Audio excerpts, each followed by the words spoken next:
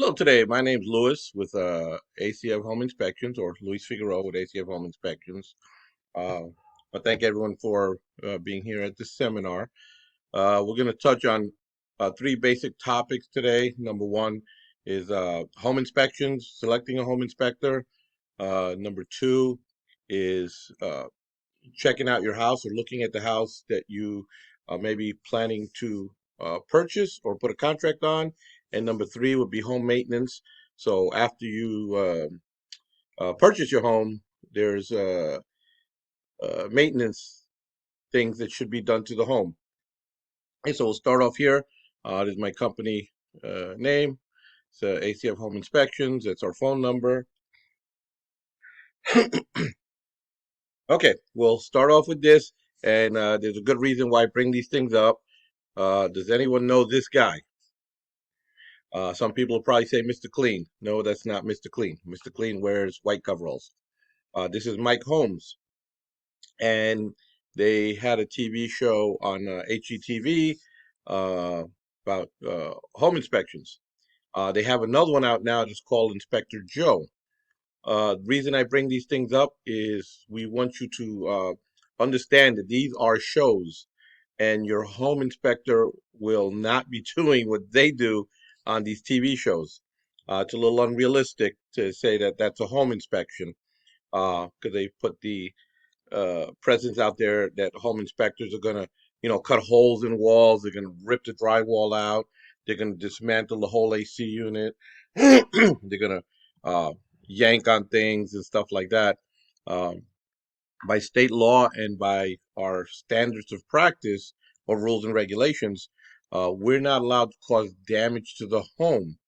Remember, on the show, most of the time they're doing an inspection for the person who owns the house, which allows them to do these things. And they're coming in there to fix it anyway. And we're not doing that as home inspectors. So you want to be mindful of that, that your home inspector cannot, move people's furniture, uh, cannot cut holes in the wall, rip things out, yank on wires, and things like that. We can get in trouble for that.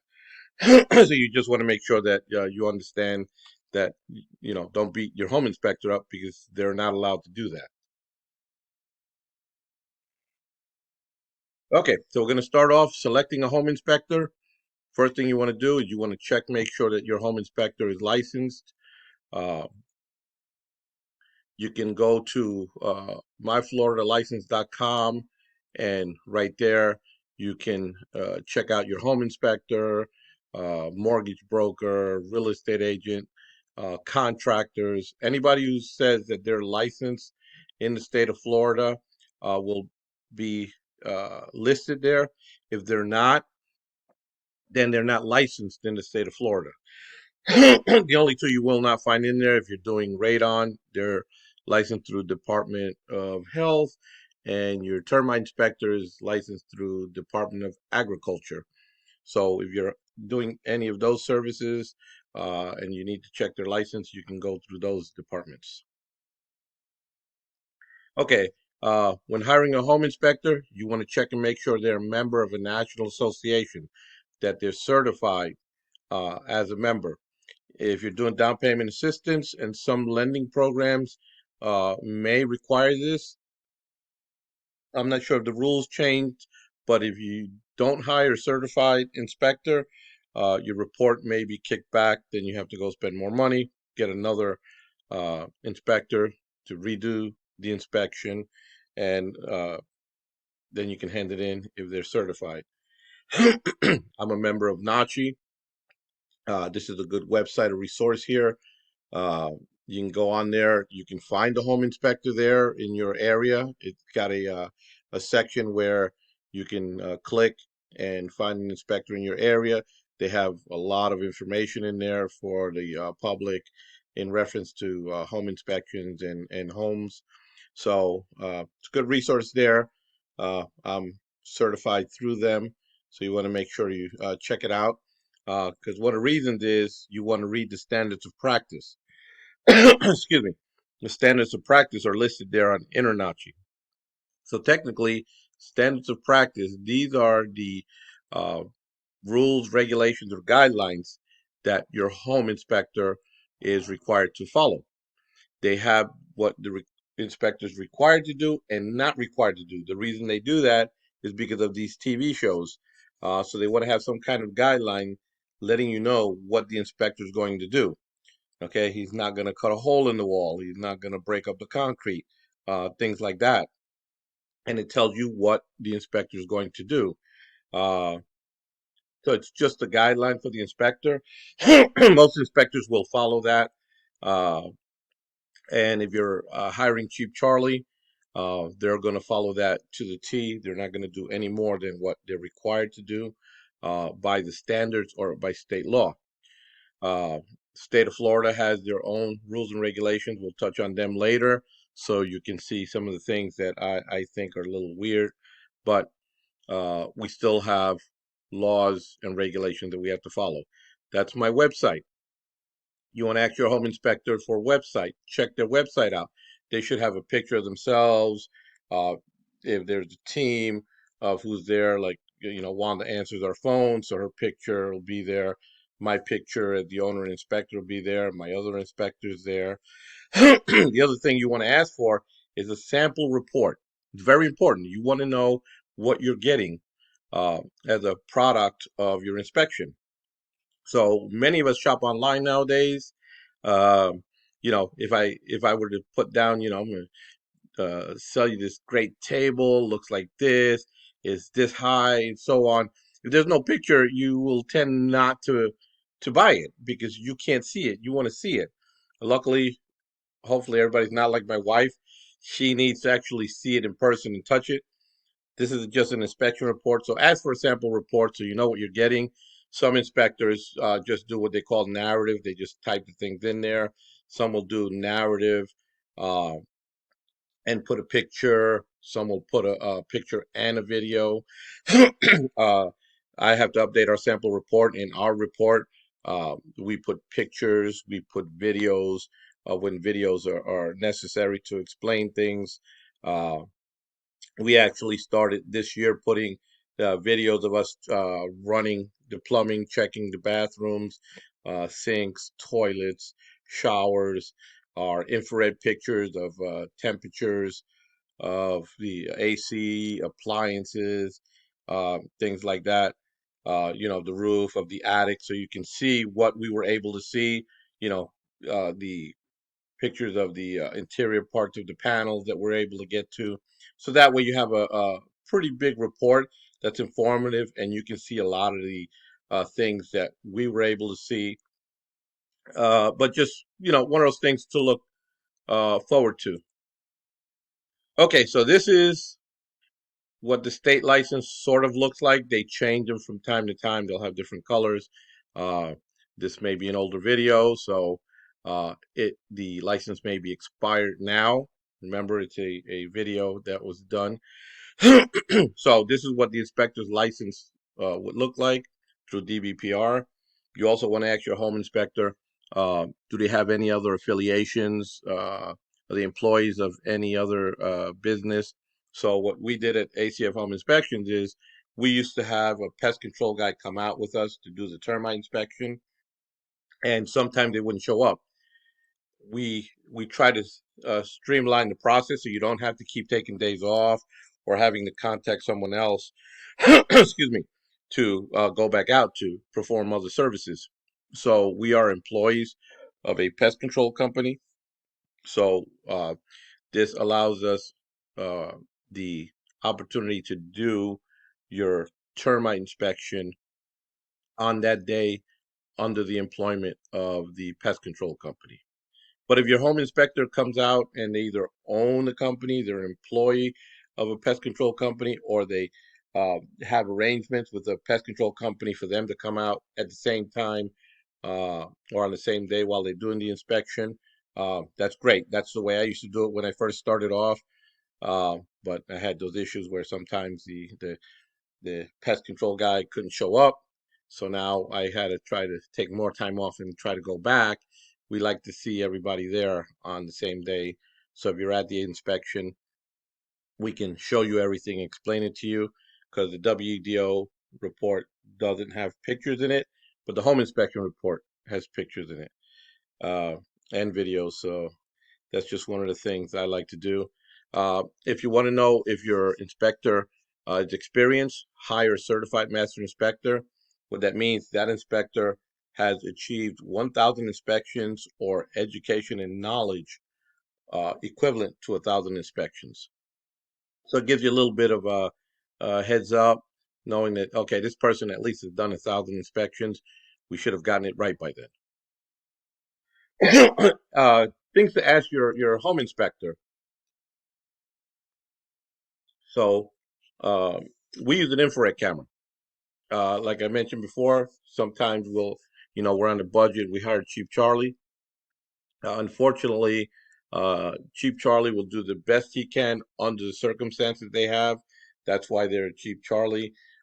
They don't buy all of the best tools, don't carry all of the best equipment, and of course, they're in business to do the minimum, which is fine. That's uh, their standard. They just want to do exactly what they're required to do, and no more than that.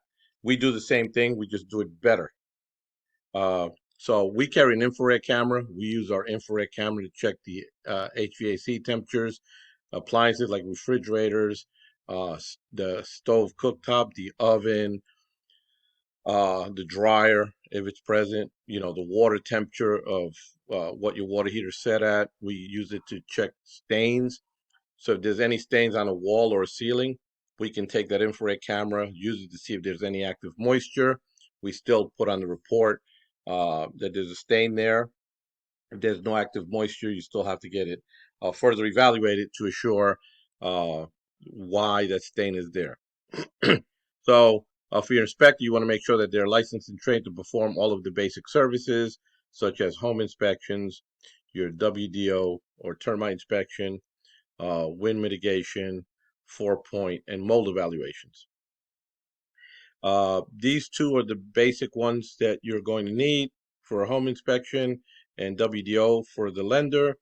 These two, wind mitigation, 4-point, are for insurance, and I'll explain them a little bit as we get on down the road here. Mold evaluations. I'm certified mold. The reason I did that is I want to know, uh, where it grows, what conditions are necessary for that to happen. So that way I'm educated on being able to look at the areas and see if I could find anything. And then we'll put on the report if we see any visible suspect mold. It would tell you to get it further evaluated. Even though that's not a requirement for the home inspection and beyond the standards, if we see it, it doesn't hurt to say there's suspect mold. That way, at least you have knowledge that there's something going on there that was visible on the day of the inspection. Okay, so I'm going to touch on a couple of things. Like I said, once again, the cheap home inspector may or may not do this, but Cheap Charlie tends uh, to just follow the guidelines. And there's nothing wrong with that because that's what they've been hired to do for that price is to uh, follow the guidelines. So this is state law, which sort of shocks me that they had this in there. But the inspector is not required to insert any tool, probe, or device into any electrical component. So let's think about that. What's an electrical component? Light switch, outlet, electrical panel, uh, any open junction box. So if I'm not required to use any tool, probe, or device to uh, check any electrical component, because if I have a tester, I have to insert it into the uh, outlet, and that's a tool. So how would I check it? Technically, it's visual. I'd look at it and say, well, your outlet is there. Looks like it's working. We use an outlet tester to test every outlet that's not obstructed that we can get to. That way, we don't usually run into any problems when you check as much as you can, or everything that's accessible. Okay, state laws state right here that the inspection is based on observation of the visual and apparent condition. So letting you know it's a visual inspection. Uh, Down here they say using normal operating controls and opening readily operable access panels. So we turn everything on under normal conditions. You know, you turn the light switch on, the oven, you just turn the dials, stuff like that. That's normal. The key word here is readily accessible. So it says opening readily operable access panels. What does that mean? It says if it's readily accessible, right? So we'll jump down to here, number 20. Number 20 says readily accessible. What is the meaning of it? Available for visual inspection without requiring dismantling. And then they'll tell you what dismantle means is to take apart or remove any component. So I have an electrical panel. It has a face cover. It has screws. Removing those screws and taking that cover off can be considered dismantling. So once again, we're not required to open or remove or dismantle the electrical panel. Unfortunately, we do. We know that it's not a safe thing to do all the time, but we consider that to be important. Okay, this was the better one. I don't know how they came up with this one, but this is state law. The inspector is not required to determine heat supply adequacy or distribution balance, or determine cooling supply adequacy, distribution balance, or indoor air quality. They have a lot of things they're covering here. Excuse me. So, if the system turns on and it's cooling a little bit, it's functional. Because another word for adequate could be sufficient, proper, enough. Uh, so there it's sort of iffy. We have our standards that we follow, and if it doesn't meet what we feel is considered, 14 to I think it's 17 or 20 degree temperature split, we note it as not functioning as intended. But if it just cools a little bit, the appraiser can put down, hey, it's fine, it's running. All right, so now we're going to touch on type of inspections. We want to explain these because we don't want you to throw your money away. Sometimes people will go out and say, well, I want everything. Well, it's great. You want everything, but do you really need it? Do you want to throw your money away? We don't want you to throw your money away. This is why we break everything down. So you have home inspection, termite inspection are the two basic inspections required on just about every sale of a home. So you want to know the condition uh, of the components in the home, and the lender wants to know if there's anything eating the house. Mold inspections, they're very expensive. Uh, I would say if you feel there's something in the house, if you can smell it, if you have, health issues or something like that, with respiratory uh, concerns, then I would say spend the money. But these inspections are very expensive. The lab fees have gone, up, skyrocketing. So it's something that you have to make a decision on whether you want to have that air sampling done or not. Wind mitigation, like I said, this is for the insurance company. The insurance company wants to know when the roof was last put on, what was the permit. They want to know what size fasteners or nails are holding it down. Is it a 2 inch, 2.5 inch? Is it a staple? Are they, 2 inches, 4 inches, 6 inches, 8 inches apart? What's holding the trusses down? Is it a toenail that's just driven in through the wood? Is it a clip, a single wrap? So it's very technical, and you have to take measurements and include photos for them to verify what's there. But if everything looks good, you can get a discount on your homeowner's insurance. Every company gives, I believe, is different amounts of discount depending on the report. 4-point inspections. 4-point inspections are for older houses. Lately, the insurance companies have been requiring more and more of these. Normally, it used to be a house that was 20 to 30 years old. Getting to see now houses that are 10 to 15 years old.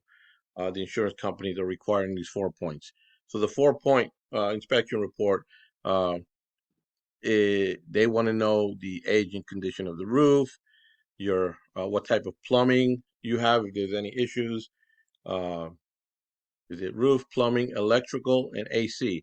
So they want the date on all these things when they were replaced, and they sort of gauge, I believe, your premiums depending on how old the thing is. It's almost like life insurance. You know, the older you get, the more it costs because they know sooner or later you're going to kick the bucket. And they also look for, healthy. So, like, I'm healthier than some of my friends who work out and eat healthy, but I'm overweight. But I have no high blood pressure, no cholesterol, but I pay more because I have the one factor that I'm a little overweight on their scale. Where my friends they're leaner, but they have high cholesterol, high blood pressure, and so we're at the same, uh, I guess, price point. But that's what they're looking for. They want your home to be 100% healthy and functional. Septic systems. If your home is on a septic system, uh, if you're purchasing a home, you want to try to investigate to see if it's on a septic system or city sewer. The inspector is not required to report on this or determine if it is or not. We do not inspect septic systems that's beyond the standards.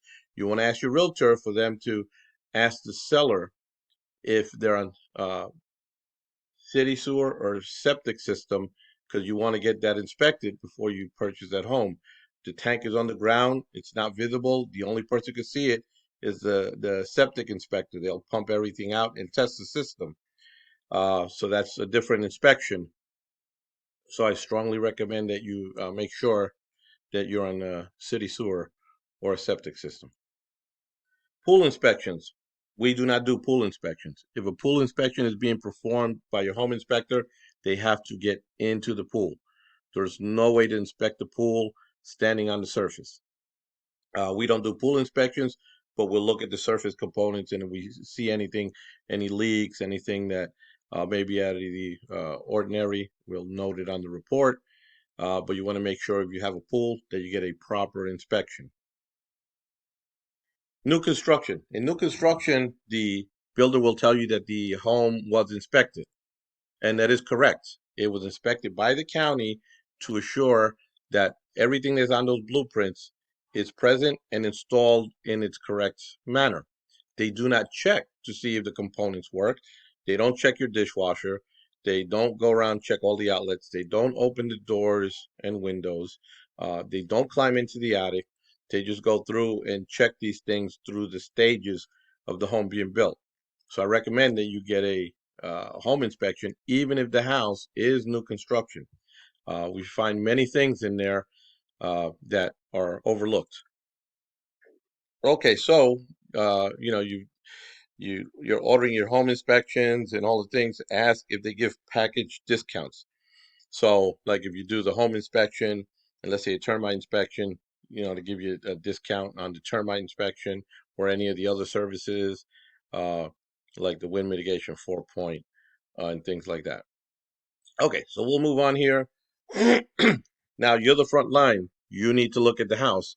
So as a buyer, you're doing your pre-inspection when you get to that house. Don't let the inspector have to go there and tear the house apart, and it's things that are visible. So you want to check out the outside, walk around the outside, look at the roof, look for wear and tear, missing shingles, any oddball discolorations showing that there were repairs and things done. And those things are easy to do. You can see them from the ground most of the time. You may have to step back a little bit and you can take a look and see if there's anything there. Walk around the outside, check the walls, windows, doors, see if there's any cracked windows, any damaged window frames or doors, things like that. Check to see if you have your AC system. There's a big hunk of metal with a fan on top. It's a box. You want to make sure it's there. It's either on the left side, right side, rear yard. Sometimes if it's out front, they're probably stealing it. Most houses don't have it out front. So you want to make sure it's there. You want to go inside, look for the air handler. Another metal box could be in the garage, in a closet, hanging from the ceiling in the garage. Uh, it could be in the attic, but it's rare that you'd find it up there. But you want to verify that it's there. Make sure your water heater is there. Uh, so walk around, look for anything out of the ordinary, any big cracks, holes in the walls, things like that. Now we're going to go inside. And what happens most of the time, people go in and they look at the kitchen and they look at the things, what how big are the rooms, where the kid's gonna, but we don't look at the house. You want to look at the house. First thing you want to do when you're walking in, look up at the ceilings. Look for any damages. Look for any stains. Look for any suspect mold. If it's green or black and it's fuzzy and it's growing on a surface, more than likely it's mold. Check inside the closets, behind the doors. You'd be amazed how many times we find damage behind the door. The door could be damaged. It could be damaged to the wall. So these things start to add up. Uh, check underneath the sinks, in the cabinets. See if there's any stains, any damage to the floor. Look for signs of suspect mold. Make sure the plumbing is there. Uh, make sure the water is on, because your home inspector is going to need the water to be turned on in order to check things. And usually that's where you'd find mold, damp, dark areas.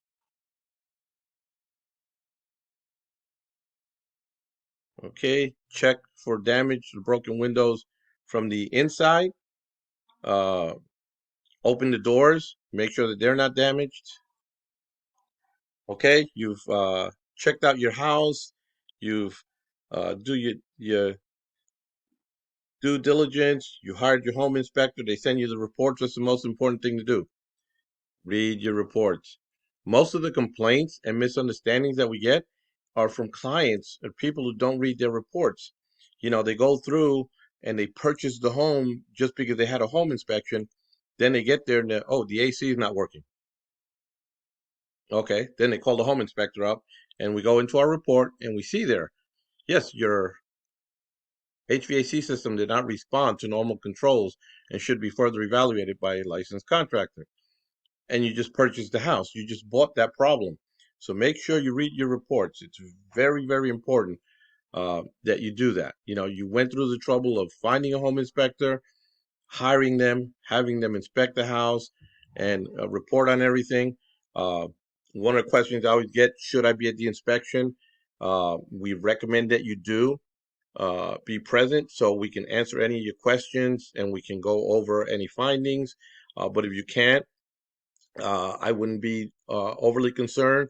I have someone's watching me. The man upstairs is there, and I'm going to make sure I do things right because I know that he can see me. Plus, we take a lot of pictures, and we put pictures in the report. Like I said, we put videos of us checking, a lot of the plumbing, things like that. So, we try to put in as much as we can so you can see what we're able to see, just in case you weren't there. But even if you're there, we're putting the same pictures and videos in. Alrighty, so we're gonna get to the pool. Pool is green. Your appraiser will more than likely put this down as being septic, being an issue. The pool's gonna have to be brought up to standards. They'll have to come out re-inspect it so that they can approve the loan. What do we see up here? As you're doing your walkthrough, we see a tarp. That's a question for your realtor. There's a tarp on the roof. Are they going to fix that? If it's a no, you're probably not getting a loan and you're definitely not getting down payment assistance. So why are we moving forward? If they're going to repair it, uh, it's best to repair it before the home inspector shows up, but at least have it in the contract showing that it's repaired. That might help you get through the process in purchasing the home and getting the loan. Okay, so these are things you're looking for. We can see here there was a patch repair. They changed shingles out. They're not properly installed. We still have damage here, there. We know it's a tree because we see the branches. They left all the evidence. So these are things you're looking for. Uh, that way you know there's an issue going on. The home inspector is going to tell you about it, but you already more or less know a little bit that there's going to be concerns there. You walked inside, there's a stain on the ceiling. Every home inspector is going to say there's a stain on the ceiling that should be further evaluated. We break out our infrared camera and we tell you there appears to be active moisture. We need to find out where this water or moisture is coming from. We take our electrical panel off. Here's something that's out of the ordinary. Even though they tell you, well, it's been like that for a long time, not a big deal. Yeah, but there's something going on there. We need to find this out. Without an infrared camera, all I can tell you, hey, you got to get this checked. I break out my infrared camera. What do I have? This wire is overheating. We definitely need an electrician to come in and check out why that's happening. This can cause a fire in your home because the wire is overheating. Okay, we have a small stain on the ceiling. Get my infrared camera out. We have a bigger issue going on here. Here's where the stain is. Why do we have moisture here? That means there's a leak somewhere. And it may not be raining, so we won't know why that's happening. It has to be further evaluated. Two-story house, AC is working good. The room adjacent to that was cool.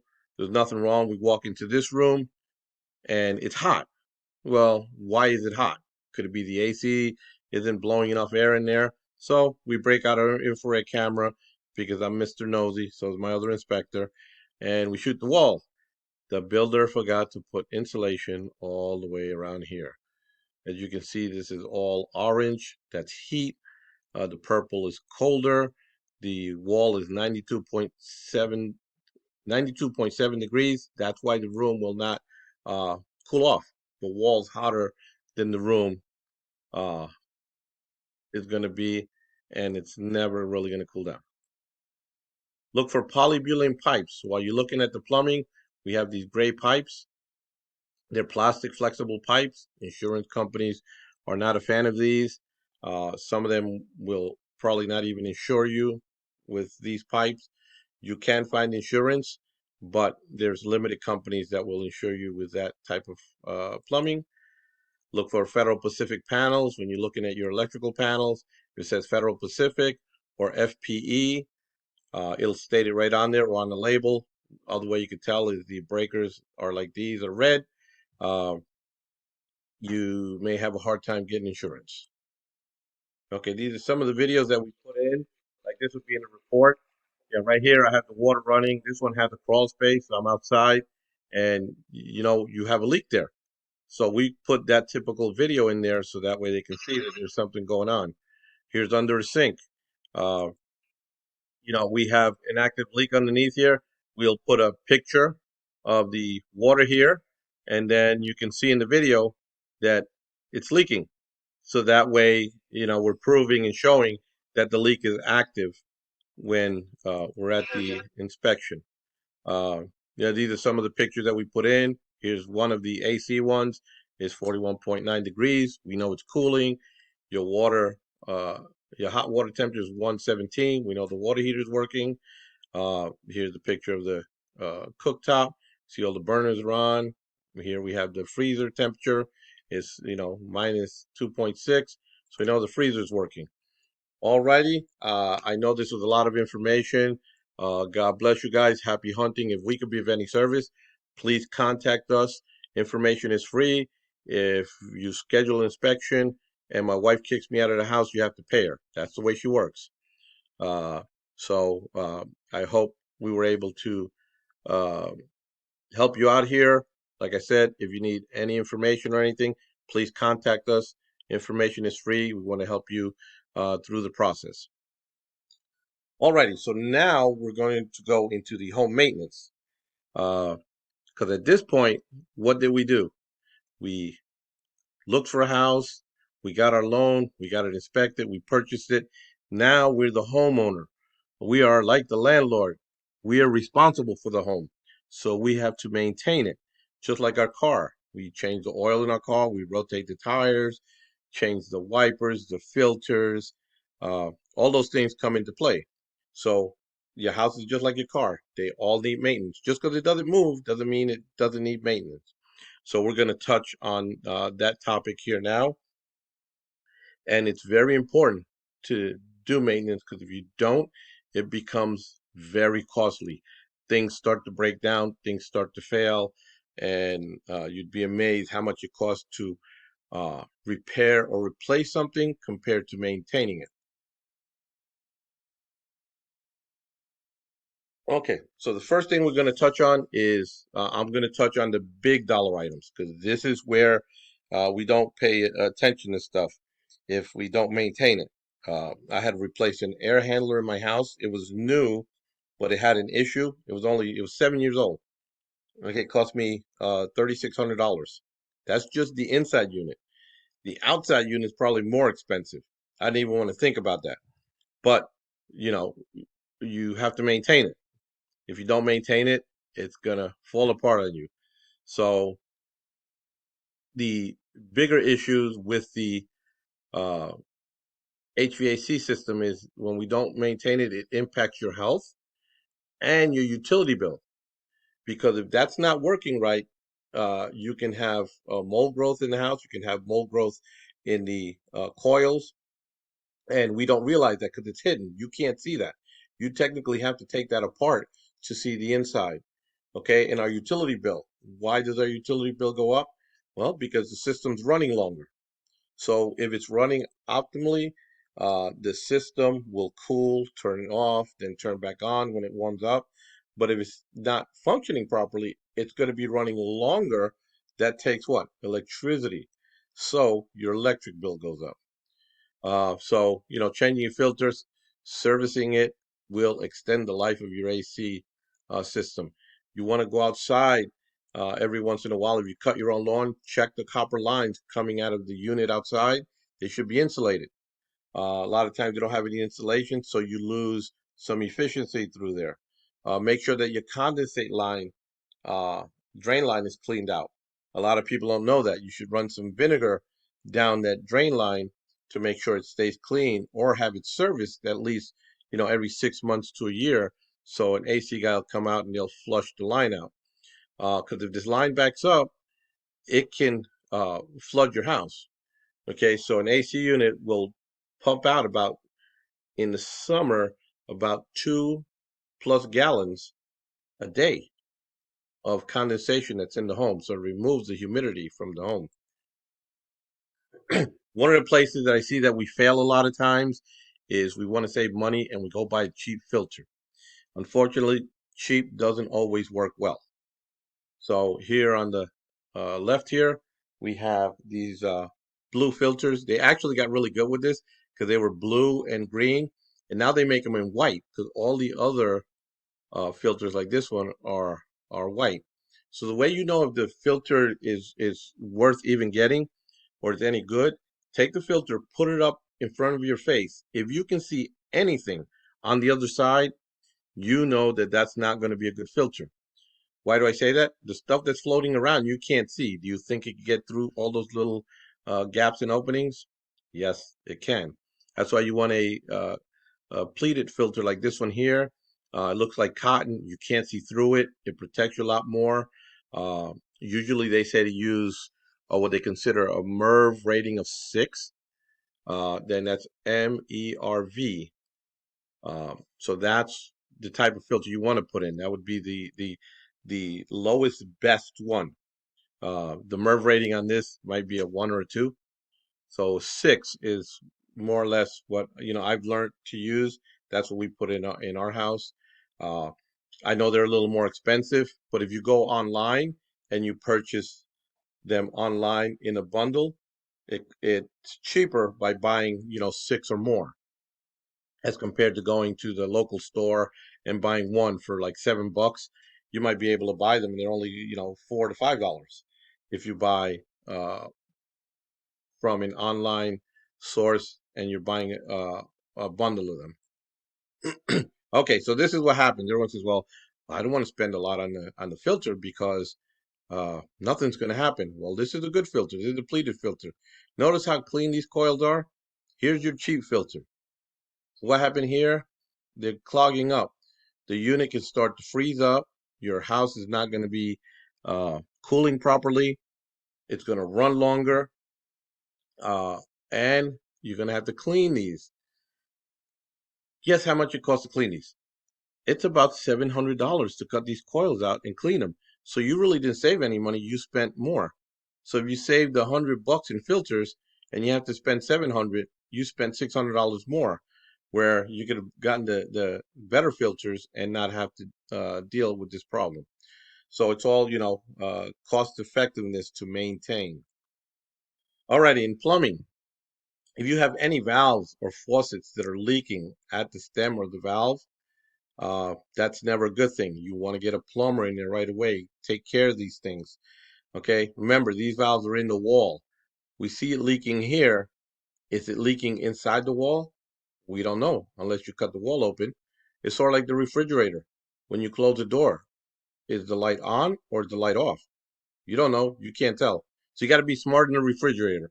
Take your phone, put it on record, stick it in the refrigerator, close the door, and then open the door and look at the video, and that'll tell you if the light is turning off. Unfortunately, you can't do that in the wall here. You'd have to cut it open. So you want to make sure any plumbing issues, you take care of them right away. Water can cause a lot of damage, and it's one of the sources for mold growth. So remember, you have to have a fuel, a water source, and the temperature. Look underneath the sinks. You see here, they're all start to rust out. This guy's leaking here. You know, every 6 months, once a year, just look underneath there uh, to make sure. Because sometimes you won't see this. You'll have a bunch of stuff underneath there, and you won't notice it till the floor of the cabinet rots out and it falls out. Especially if it's a slow leak, because you'll never notice it. Uh, here we have our drain pipes. These are all pressure fittings or compression fittings. They're just, on there. They seal tight. But what happens here a lot of times is we put a lot of stuff underneath our sinks, and sometimes it's overloaded. Like my wife, I can't even see the drain pipes of the shutoff valves. I mean, everything just stacked up in there.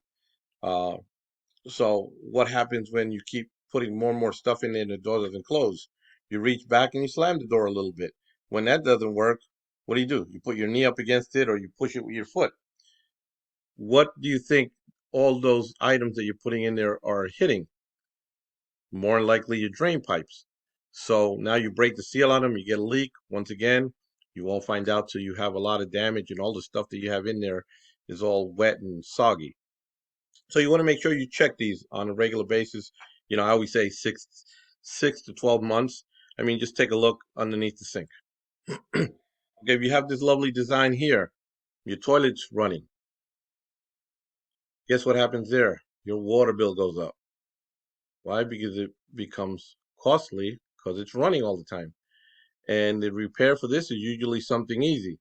It could be just the flapper. It could be the fill valve where the float's no longer working, the poor thing's worn out. They say every 6 months you should replace your flapper because they do tend to lose their seal. They don't sit properly, and you'll have the running water. But just when you get hit with that one big water bill, you'll go in there and say, "Well, let me go spend the $15 to $25 to replace the components in the toilet tank." Once again, here's a leaking faucet. We see the water's running here, not a big deal. It's running into the sink. Okay. Is it leaking underneath? We don't know. We can't see that. And sometimes it could be leaking right here, going through the seal and leaking underneath the sink. Okay, door maintenance. Uh, no one ever seems to maintain their doors. Yeah, I'm just as bad at that because you wait till something falls off, then we fix it. But you don't want to do that because I learned it becomes costly. Okay, so you want to check loose door hinges, missing door hinges, screws, uh, you know, loose door hinges can damage the door frame, things like that. So check your doors every, you know, 6 months or so.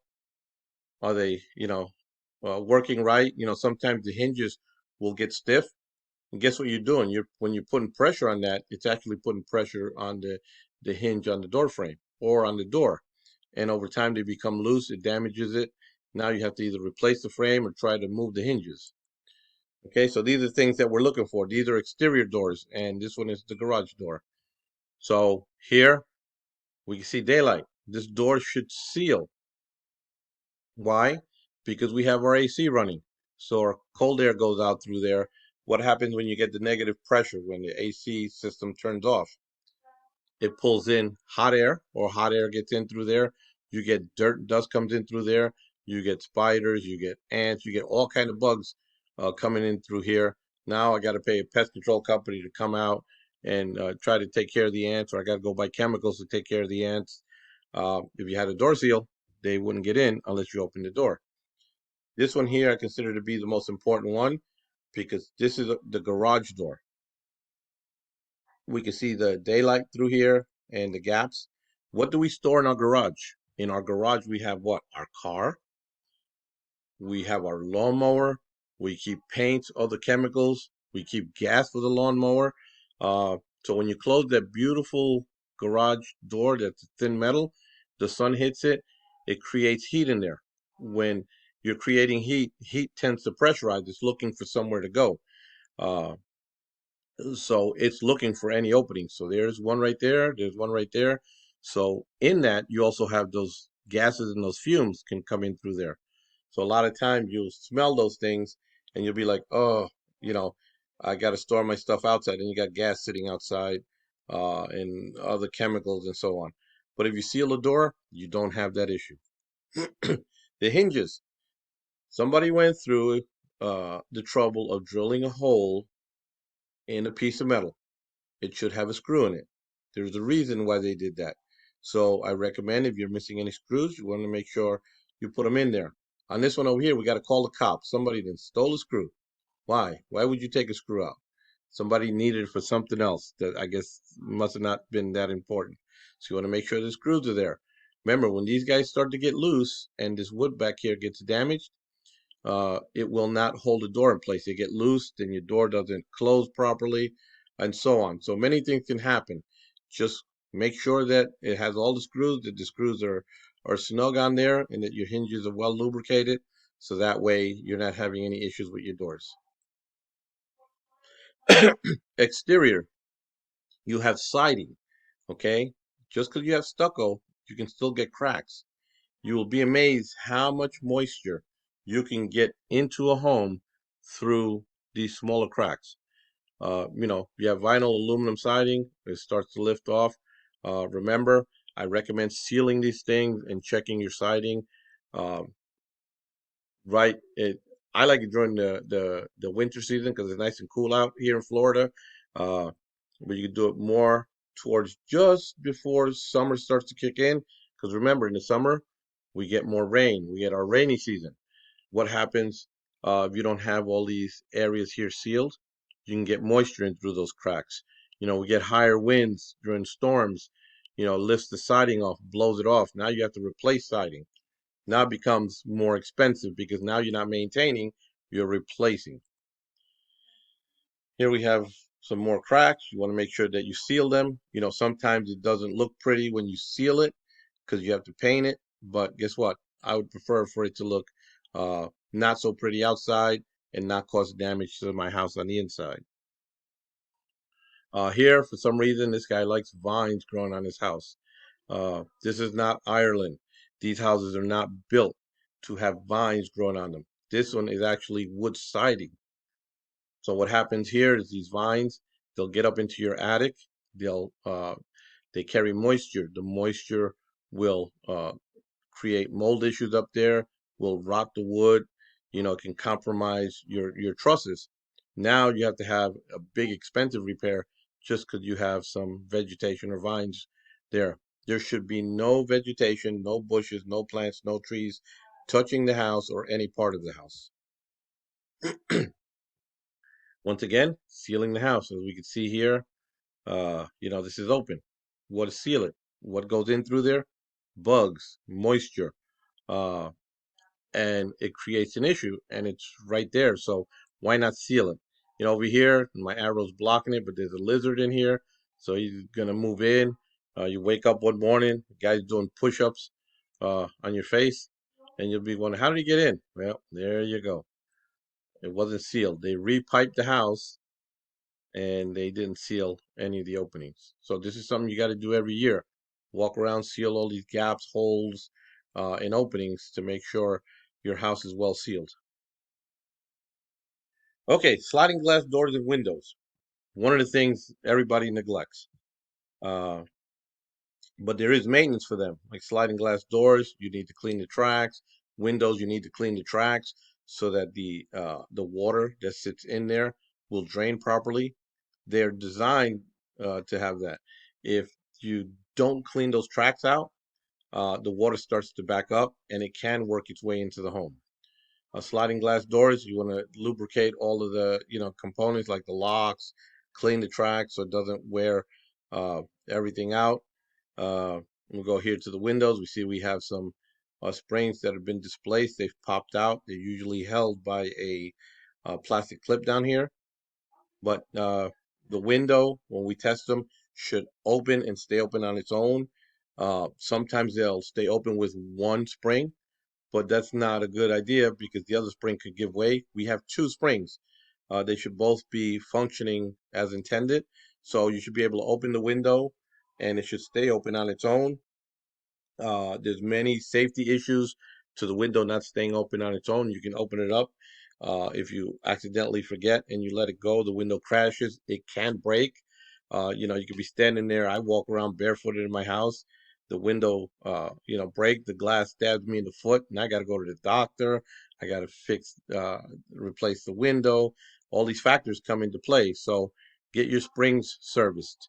Uh, I'm Puerto Rican, and my uncle was the funniest because I went to his house and I told him about his windows, and he says, "Oh no, that's no problem." What did he do? He lifted it up and put a little stick underneath to hold it up. And I told him, "Tio, uncle, that's not the way the window's supposed to work." And he had a piece of wood cut for each window that had the damaged springs. But he's old school. But that's not the way it's supposed to work. That's not the ideal way. It's supposed to stay open on its own. So we have our sliding glass doors. You want to clean the tracks because these rollers down here are plastic. They make everything plastic nowadays. What does the sand and dirt do to plastic? It wears them out. And a lot of times you can't find the parts, especially if it's an older sliding glass door. So what are you going to do? Now you got to put French doors in or replace the sliding glass door, $1,000 or more. So just cleaning the stuff up, uh, and maintaining it, lubricating it will make it go a long way. If you have these so-called windows, everybody loves them. They're great. They're like easy cleaning. So what happens is you can lift the window up and it'll open inward and you can clean the glass and you put it back into its position. Well, what do we have? We have these guide locks on the side. So that holds it in the track. If these guys are broken, when you open this window, it can actually swing inward and hit you in the face. And if you see it swing and you step away from it, it can swing down, hit the sill, and break. So once again, like the other windows, now you got a broken window. Now I got to go pay $100 or more to fix a window when I could spend maybe 10, 20 bucks, if that, to get this side lock here fixed. So once again, it's maintenance. Okay, roof maintenance. We should do this at least every 6 months. Uh, you want to clean off your roof of any debris, check for damages, trim trees away, and bushes away from the walls and the roof. Clean your gutters, things like if you have gutters. We recommend installing gutters to control the water flow that comes off the roof. Okay, so here's a couple of roof pictures. So we see this one here is sort of dull. See how this one looks totally different than that one. So here we know we have a tree. So all the pollen uh, and everything is falling on this roof. And we can see that you have the little debris there, the little branches and little leaves get up all in here. We need to get up there and clean that stuff because that shortens the life of the roof. On this side over here, we have another issue going on.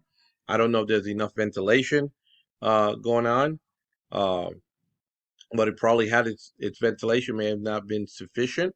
There's no way to really check that. But we see here, these shingles are starting to curl up.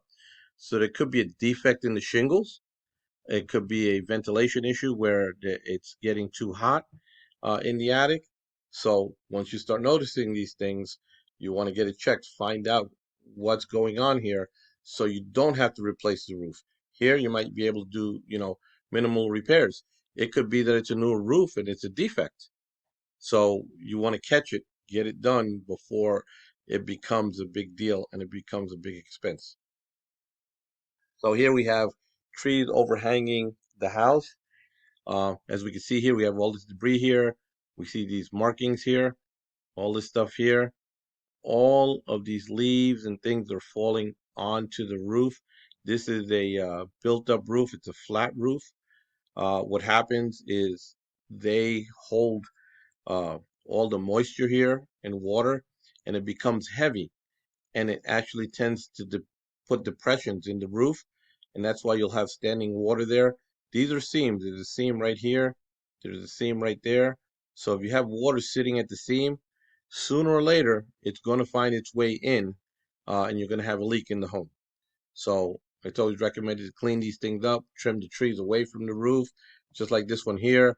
We can see this one's actually beating the roof up. We got a missing shingle here. We got 3 there. We can see the damage here. So as the wind blows, it just beats up this roof. Now you got to replace it. It could have lasted longer, but because you have the tree beating up your shingles, wiping out the granules, now you're going to have to do a repair or replace the roof, especially if the insurance finds out about it. They're going to want to drop you. Now you got to get a roof to get insurance. So trimming the trees up is the best thing to do every year. Make sure they're not touching uh, the roof or the building, like this one here. See, this is touching the fascia, and on this side might be wood. So now you may cause WDO damage to your fascia, especially if it gets up underneath there. Plus, you're going to have all kind of bugs, squirrels, everything climbing up there. This is the plumbing vent boot. You can see it's damaged, or this is the plumbing vent pipe. This is the breather pipe. So this goes in the wall and up through your roof. As you can see, we have a gap here. When it rains, water can get through there. Remember, you're not going to see this because it's in the wall. So water starts running down that pipe, it's going to be in the wall. You'll probably notice it once you start getting a stain at the baseboard, or the baseboard starts rotting out. You may even grow mold inside the wall. So many things can happen here. So you want to check and make sure that these vent boots are good. Uh, Seal them, repair them, do something so we don't create an issue that causes damage to the home. Electrical, there's not a lot to do with electrical, except you have GFCI breakers, you have switches, uh, outlets, and you got fans. You want to make sure your fans are not loose. They're not wobbling all over the place. Your outlet cover should be in place. Your outlets should not be cracked. They should not be loose. Same thing with your switches. If you turn the switch on and it's arcing, it's time to replace it. There should be no popping in the switches. Uh, that can be a condition where you may cause a fire because the switch overheats. So just making sure that those things are there. These are GFCI outlets and breakers. These should be checked, they say, every month by pushing the test button. I have this picture here. I'm pushing the test button and it's not tripping. So you'll find these mainly in bathrooms, garages, exterior, in wet areas by pools and things like that. So you want to make sure that you check them. These are different type of GFCI outlets. You may not have outlets. You may have breakers at the panels. So you still want to go there and test these breakers. They have buttons on them. Uh, Usually when they trip, it cuts all the power off, but you want to check and make sure whatever is connected to that breaker, that the power itself does turn off. Uh, so, it's a lot of little things to look at, but walk around and take a look every 6 months to a year and test these components to make sure they're working. They could save your life, especially in a bathroom or outside with a water hose. We don't want you to get electrocuted. Alrighty, so I know it's a lot to touch on. It's a lot of information to try to recap. I will have a copy of this on YouTube. If you need a link to it, feel free to contact us and we can provide you with the link so you can go over the presentation again. And once again, God bless you guys. Happy hunting. If we could be of any service, please feel free to contact us and we'll be more than happy to help you. If you're looking for the link to this, we'll be more than happy to send it to you so you can replay it and give you a reminder of things that you may wish to do as home maintenance. Remember, there's a lot more things to home maintenance than just what I covered. Nowadays, they have books, they have YouTube that you can go to. So you have a lot of resources. You can go to Internachi. They also have resources there, and or tanachi.org, and that should be able to help you. Once again, thank you all for having me, and have a blessed day.